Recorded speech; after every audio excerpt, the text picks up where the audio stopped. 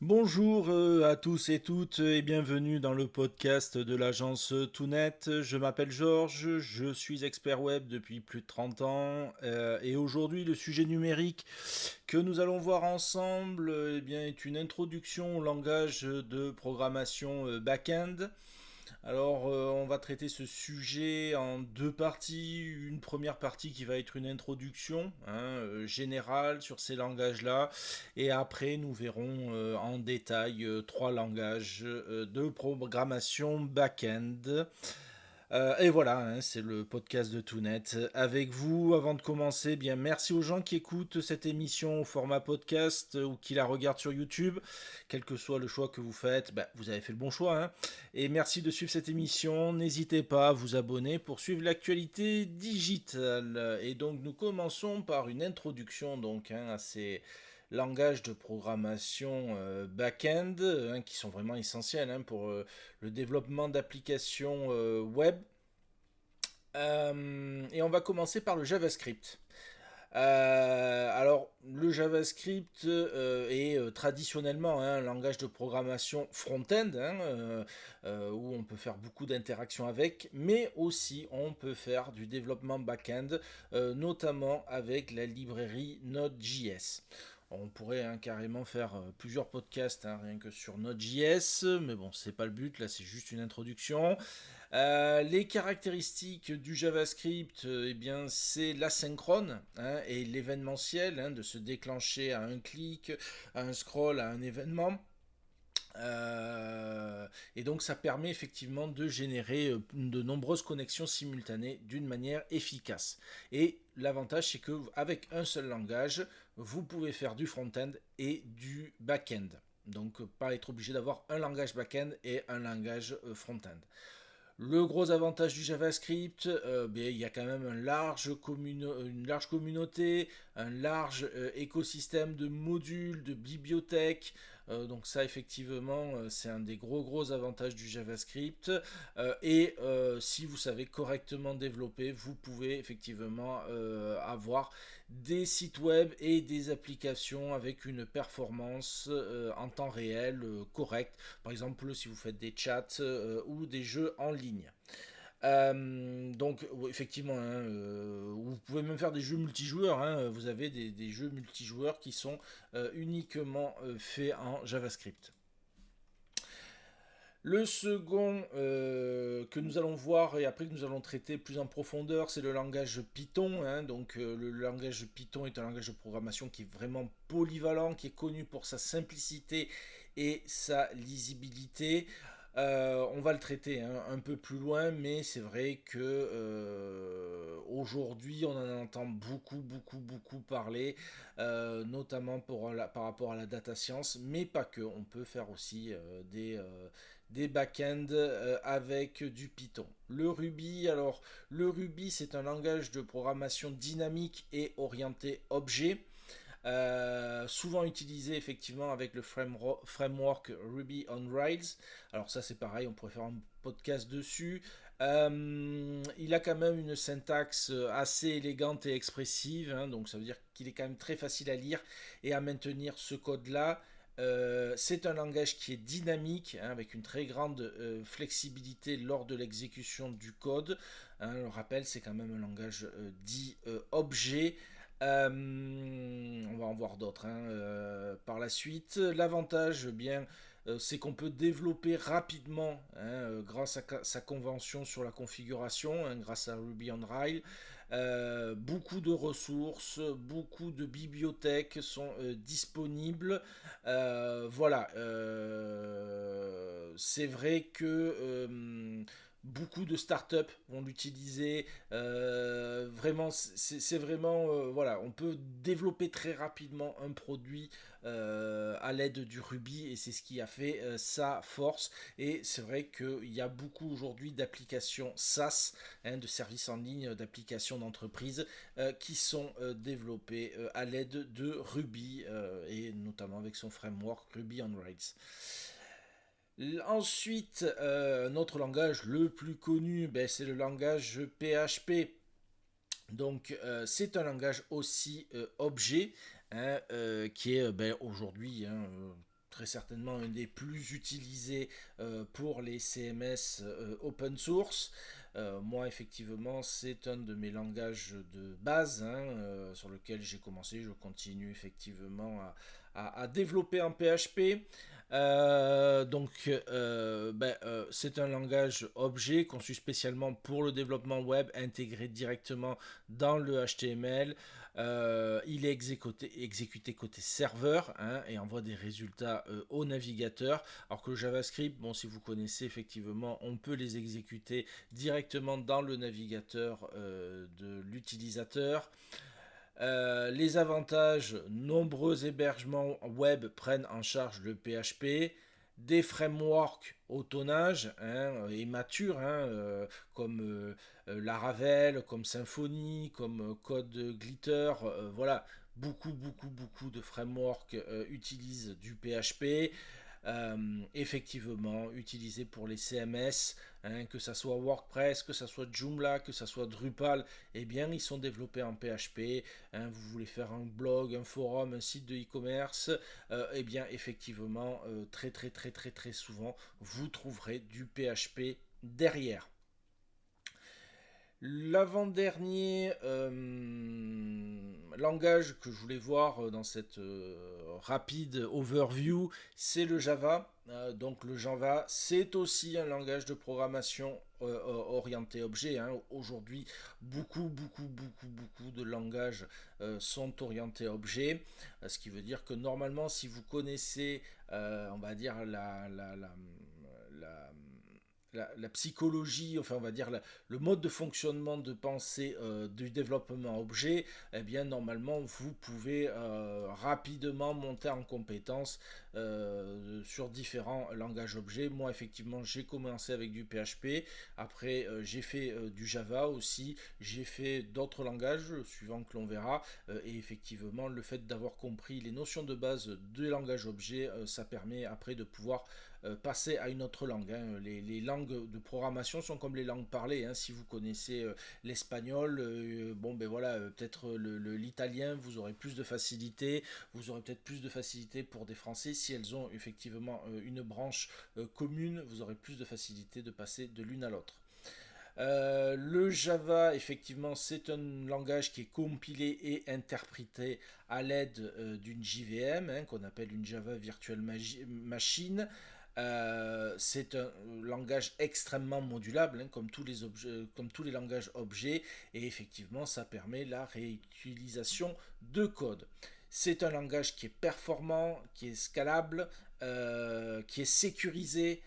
C'est vrai que pendant des années, eh bien, si vous vouliez faire du développement en entreprise pour des applications internes ou des applications oui, intranet d'entreprise, eh bien effectivement on faisait du développement Java avec des systèmes de gestion, des applis bancaires, vraiment des solutions à grande échelle. On utilisait effectivement le langage Java qui était un langage à l'origine objet, alors que le PHP lui il est devenu par la suite. Le dernier langage que je voulais voir pour vous le présenter, c'est le C Sharp. Alors le C Sharp est aussi un langage objet. Il est développé par Microsoft et donc lui effectivement est plutôt largement utilisé pour le développement de logiciels et d'applications web.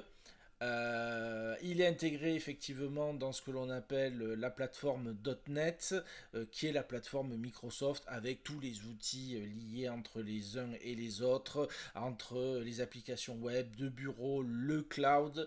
Voilà, effectivement, un outil de développement qui est Visual Studio qui va vous permettre de très facilement pouvoir développer, débugger, déployer. Bon, vous avez l'intégralité de la plateforme et du support Microsoft. Hein, donc derrière, effectivement, c'est vraiment un outil, un ensemble d'outils vraiment très performants. Un workflow d'applications connectées les unes aux autres. C'est vraiment pour les applications d'entreprise. Hein, et on peut même faire du développement de jeux vidéo avec du C Sharp. Donc voilà, ça c'était vraiment une présentation hein, globale des langages de programmation bancaire, back-end. Vraiment, hein, si vous voulez faire du développement d'applications web robustes, performances et sécurisées, chaque langage offre des caractéristiques, des avantages, hein, des utilisations bien spécifiques. Et donc effectivement, il faut bien se pencher sur quel langage utiliser pour quel besoin. Là, nous allons revenir sur trois langages que je connais bien. Donc effectivement, le premier, ça va être le PHP. Donc PHP Hypertext Preprocessor, qui est un langage effectivement objet côté serveur. Hein, il ne s'exécute pas sur le navigateur de l'utilisateur. Largement utilisé, je le répète, pour les développements web. Il est connu pour sa simplicité et sa flexibilité. Ça a été aussi un de ses reproches, hein, pendant des années où beaucoup de développeurs ont dit ah bah oui non mais le PHP bon c'est pas un vrai langage, hein, de programmation, hein. Les vrais langages de programmation c'est le Java, c'est le C Sharp. Mais bon, voilà, le PHP est quand même choisi pour la création de sites web dynamiques et interactifs. Et effectivement, moi, en langage PHP, j'ai vu le meilleur comme le pire, hein, au niveau code. Donc voilà, ça aussi, il faut faire très attention. Les avantages du PHP, ben, effectivement, ça va être sa facilité d'apprentissage et d'utilisation. Le PHP a vraiment une syntaxe simple et intuitive par rapport à d'autres langages objets qui vont être beaucoup plus complexes au niveau de leur syntaxe. Si vous oubliez un espace, vous avez une erreur de code, etc. etc. C'est vrai que le PHP est beaucoup plus souple, hein, et donc on peut monter beaucoup plus rapidement en compétence sur le langage PHP. Gros avantage aussi, c'est qu'il y a une très grande communauté de support. Il y a beaucoup de développeurs, de tutos, de communautés de développeurs très actives, beaucoup de ressources, de tutoriels, de forums, de bibliothèques. Donc ça, effectivement, c'est aussi une des raisons, hein, du succès du PHP. C'est que par rapport à des mondes clos, un peu comme C Sharp, parce que ben, derrière il y a Microsoft, là, effectivement, on va trouver... Alors, on va être aussi honnête, hein, on peut trouver beaucoup de tout et n'importe quoi aussi en PHP. Mais bon, quand même, le point fort, c'est sa communauté. Un autre point fort, c'est sa compatibilité et intégration. Donc c'est vrai que le PHP est compatible avec la plupart des serveurs web. Alors, ben, on va dire 99% c'est de l'Apache, excusez-moi, des serveurs Apache, c'est du Nginx, c'est du Microsoft 2IS. Bon, moi-même, j'ai fait de l'intégration PHP, du développement PHP sur des serveurs Microsoft. Et effectivement, on peut l'interfacer avec beaucoup de bases de données, MySQL, PostgreSQL, SQLite, MariaDB. Voilà, ça c'est le gros avantage. Effectivement, on peut travailler dans beaucoup d'environnements. La performance et l'évolutivité sont aussi un des points forts du PHP, hein, notamment ben, avec le PHP 7. Hein, moi, imaginez, j'ai commencé en PHP 3, hein, donc ça commence à remonter. Et donc, oui, effectivement, il y a des améliorations significatives en termes de performance et de gestion de mémoire. Le PHP a eu une très mauvaise réputation pendant des années, des années, des années, des années, mais il faut quand même dire la réalité. Aujourd'hui, on peut faire vraiment de très très bonnes applications, et on le voit, hein, à travers les CMS comme Drupal, comme Joomla, où effectivement on a un travail de très très grande qualité.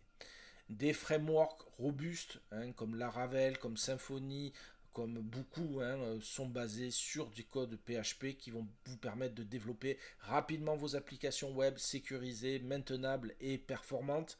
Donc ça aussi, c'est un des gros avantages du PHP. Tout ça, hein, mélangé à la communauté, etc., etc. Il y a un coût efficace. Le PHP est open source, hein, donc on peut développer rapidement en PHP, et ça évite certains coûts que l'on peut retrouver par exemple avec du C Sharp ou avec du Java. Donc voilà, les cas d'utilisation du PHP, ben, ça va être effectivement tous les sites dynamiques, les CMS, les applications de e-commerce, les forums, les applications web d'entreprise, voilà, des API RESTful. Voilà, beaucoup, beaucoup, beaucoup de choses on peut faire avec du PHP. L'autre langage que je voulais qu'on voit ensemble aujourd'hui, eh bien c'était le Python, hein.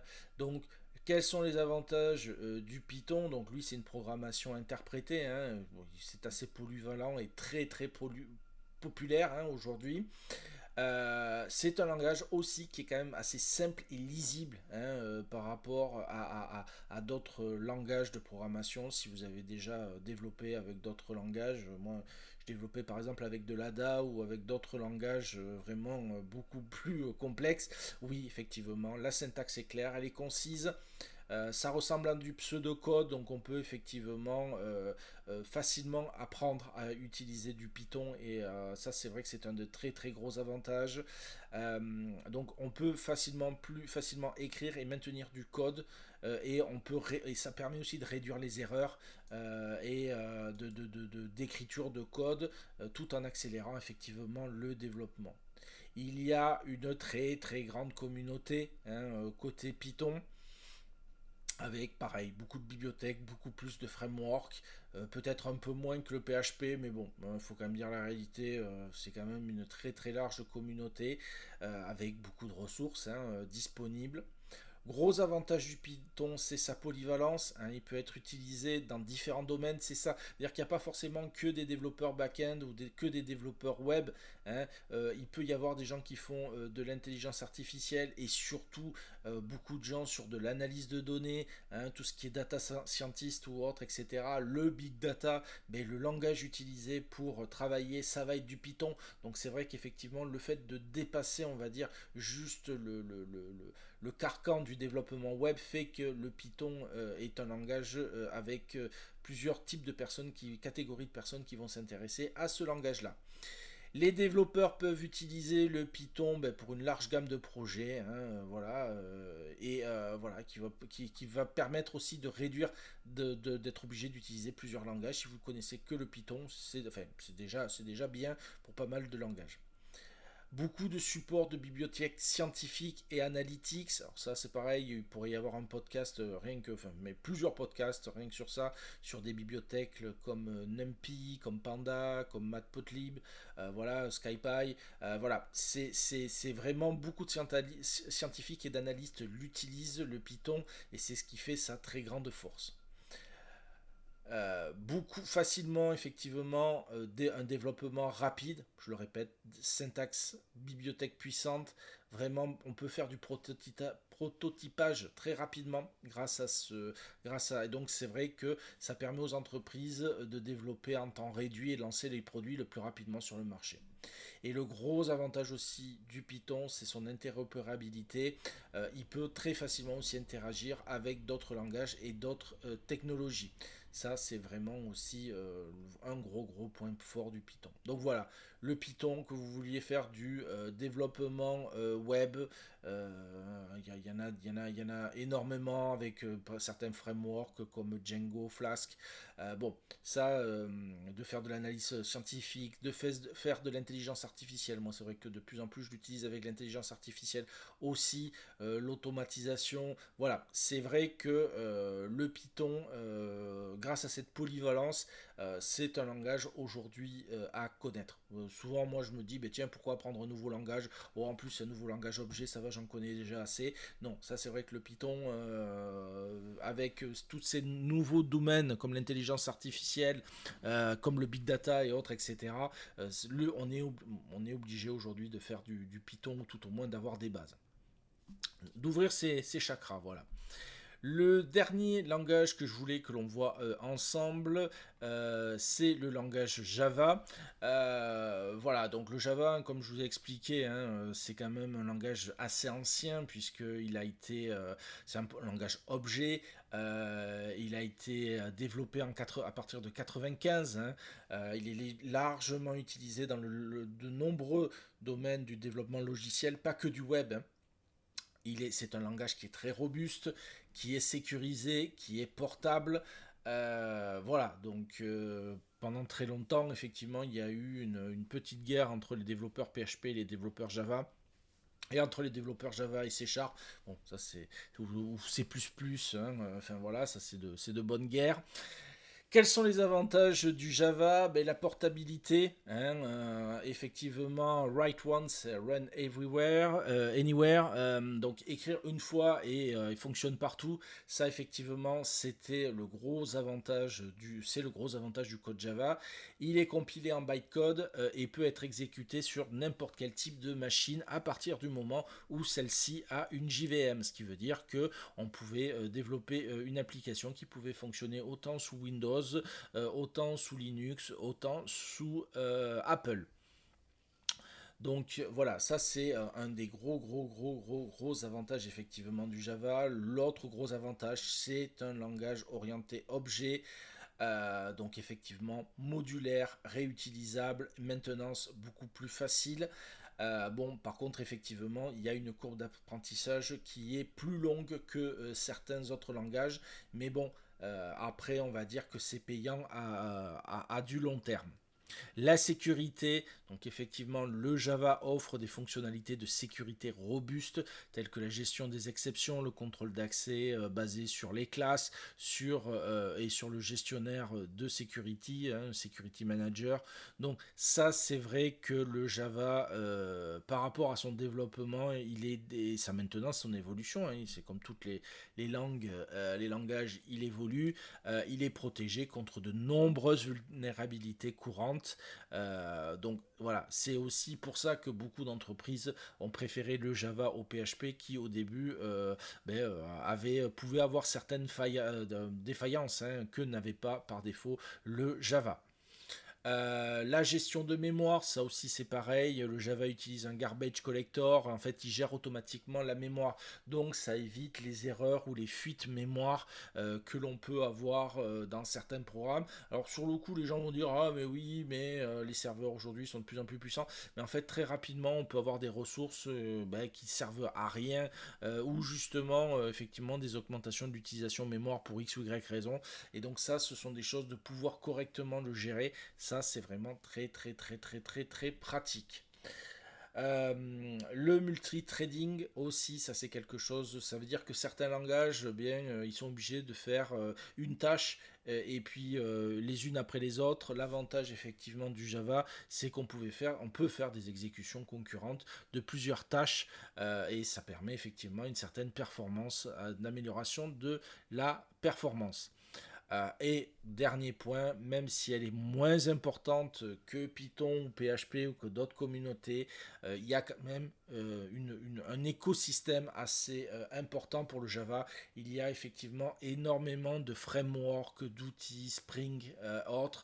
Bon, Hibernate, bon, ça on n'a pas le temps de le traiter, mais voilà, effectivement, un environnement professionnel veut dire effectivement framework de professionnels. Donc c'est vrai que les cas d'utilisation du Java, ça va être les applications d'entreprise, ça va être par exemple des applications Android, ça va être des applications web, voilà, des applications financières. On peut faire aussi du big data, on peut faire de l'IoT, hein, de l'internet dans les objets. Donc bon, ça, voilà, on est quand même sur une autre catégorie. Et oui, effectivement, le Java a toute sa place dans les langages web et back-end. Donc voilà, je voulais vous présenter effectivement lors de ce podcast, juste les évoquer, d'autres rentrer un peu plus en profondeur. Peut-être on refera d'autres, très certainement, d'autres podcasts sur ce sujet-là. Sur cette dernière parole, se termine ce podcast de Tout Net. Merci de l'avoir suivi, j'espère qu'il vous a plu. Mettez un pouce ou un commentaire, et si vous voulez que l'on continue d'échanger sur le sujet, voilà, laissez-nous des commentaires, et je vous dis à bientôt.